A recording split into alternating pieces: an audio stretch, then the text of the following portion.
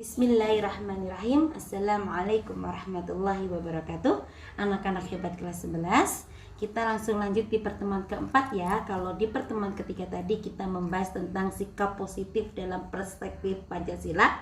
Di pertemuan keempat ini kita beranjak ke bab 2, yaitu membahas tentang sistem dan dinamika demokrasi Pancasila. Di sini kita akan membahas tentang hakikat demokrasi, yaitu dua bagian, dua subbab, yaitu makna demokrasi dan klasifikasi demokrasi. Apa aja sih makna demokrasi? Itu adalah yang biasa kita kenal adalah pemerintahan dari rakyat, oleh rakyat, dan untuk rakyat. Kalau penjelasannya, demokrasi berasal dari bahasa Yunani, yaitu berasal dari dua kata, demos dan kratos, yaitu demos rakyat, kratos atau kratian yang berarti pemerintahan, demokrasi adalah berarti pemerintahan rakyat. Menurut Abraham Lincoln, demokrasi adalah suatu sistem pemerintahan dari rakyat, oleh rakyat, dan untuk rakyat. Ya, sekarang lanjut ke klasifikasi demokrasi. Apa aja itu klasifikasi demokrasi? Itu terbagi menjadi 3. Yang pertama adalah demokrasi berdasarkan titik berat perhatiannya. Yang kedua, demokrasi berdasarkan ideologi. Yang ketiga, demokrasi berdasarkan proses penyaluran kehendak rakyat.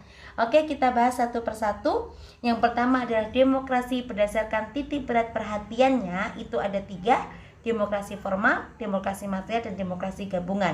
Demokrasi formal sendiri yaitu suatu demokrasi yang menjunjung tinggi persamaan dalam bidang politik tanpa disertai upaya untuk mengurangi atau menghilangkan kesenjangan dalam bidang ekonomi.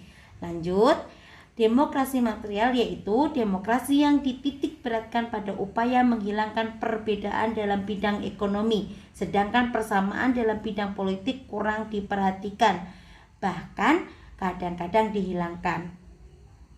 Yang ketiga, demokrasi gabungan, yaitu bentuk demokrasi yang mengambil kebaikan serta membuang keburukan dari bentuk demokrasi formal dan material.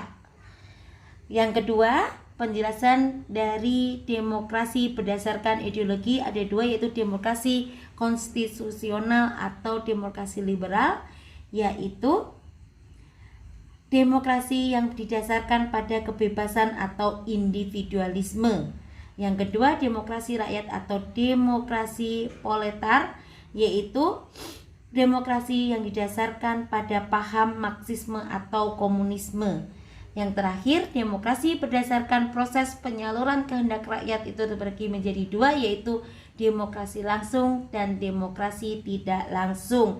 Demokrasi langsung ini berarti adalah paham demokrasi yang mengikutsertakan setiap warga negaranya dalam permusyawaratan untuk menentukan kebijakan umum di negara atau undang-undang secara langsung. Sedangkan demokrasi tidak langsung yaitu paham demokrasi yang dilaksanakan melalui sistem perwakilan. Baik, terima kasih anak-anak hebat kelas 11. Mudah-mudahan penjelasan Ibu tadi kalian dapat memahami. Semoga tetap semangat dalam pembelajaran. Salam bahagia. Wassalamualaikum warahmatullahi wabarakatuh.